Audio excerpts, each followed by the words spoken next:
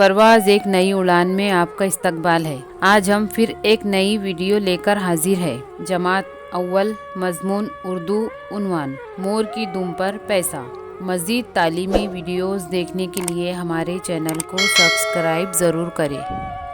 एक मर्तबा जंगल की रानी उदास हो गई। उसने हंसना बोलना बंद कर दिया।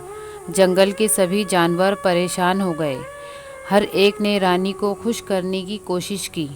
पहले कोयल आई। उसने कू कू का गीत गाया। गीत सुनकर भी रानी उदास ही रही।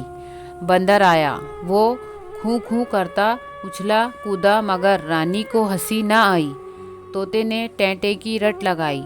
कबूतर गुटुरगू करता रहा। भालू ने नाच दिखाया, मगर रानी का जी खुश नहीं हुआ। आखिर में मोर पैरों में घुंघरू बांध कर आया। वो पैरों को फैलाकर छम छम करता नाचने लगा। रानी का जी खुश हो गया।